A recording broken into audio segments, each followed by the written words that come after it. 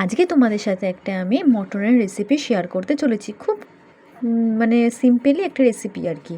তো 2 KG mutton ছিল এখানে। তো 2 কেজি মটনের মধ্যে আদা বাটা, রসুন বাটা, পেঁয়াজ কুচি, লঙ্কা গুঁড়ো, হলুদ গুঁড়ো, নুন, চিনি সব কিছু, জিরে গুঁড়ো, ধনে গুঁড়ো সব কিছু দিয়ে মাখিয়ে, সর্ষের তেল দিয়ে মাখিয়ে আমি ম্যারিনেট করে নিচ্ছিলাম। ম্যারিনেটটা কিন্তু ভালো করে করতে হবে, করে আমি 1 ঘন্টা পুরো ফ্রিজের মধ্যে রেখে দিয়েছিলাম ম্যারিনেট করে। তো এখানে 1 ঘন্টা পর আমি এখানে কড়াইয়ের মধ্যে একটু সর্ষের তেল দিয়ে সেই ম্যারিনেট করা মাংসগুলোকে আমি দিয়ে দিলাম একে একে করে, যাতে অর্ধেকটাই মশলা মানে মাংসের মধ্যে যাতে ঢুকে যায়, মাংসটা যাতে একটু জুসি হয়। আর দিয়ে দেওয়া হলো এখানে মাংসটা পুরো, আর কাঁচা লঙ্কাও দিয়ে দিয়েছিলাম 4-5টা। একটু ঝালটা মটনে না হলে ভালো লাগে না বেশ। দিয়ে ভালো করে নেড়ে নেবো যাতে লেগে না যায় নিচেতে। আর দেখো এখানে মটনটা হালকা হালকা করে সিদ্ধ হতে লেগে গেছে, দিয়ে আমি ঢাকা দিয়ে দিলাম। আমি পুরোটাই এখানে ঢাকা দিয়ে দিয়ে কড়াইতেই করব, প্রেশারে সিটি মারবো না।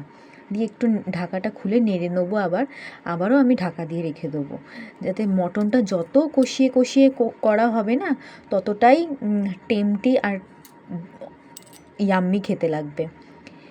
আমি এখানে ঢাকা দিয়ে রেখে দিয়েছিলাম, আর একটু নেড়ে দেবো, জল ছেড়ে গেছে মটন থেকে একটুখানি। তো এবার আমি আবার ঢাকা দিয়ে রেখে দেবো, ফুটে যাক ভালো করে, মাংসটা সিদ্ধ হোক।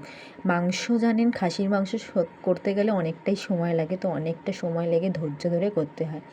তো এখানে ঢাকাটা খুলে আমি আলুগুলো দিয়ে দিয়েছিলাম, তারপর টমেটো কুচি দিয়ে দিয়েছিলাম, আর দিয়ে দিয়েছিলাম হচ্ছে কাশ্মীরি লঙ্কার গুঁড়ো।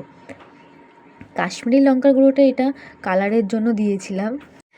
সব কিছু দিয়ে ভালো করে নেড়ে নিয়ে এখানে আমি দেবো হচ্ছে মিট মশলা, একদম মটন কারির মশলাটা দিয়ে দেবো ভালো করে 2-3 চামচ দিয়ে ভালো করে কষিয়ে নেবো, আর একবার ভালো করে যাতে মশলাগুলো প্রত্যেকটা মাংসের গায়ে গায়ে লেগে যায়।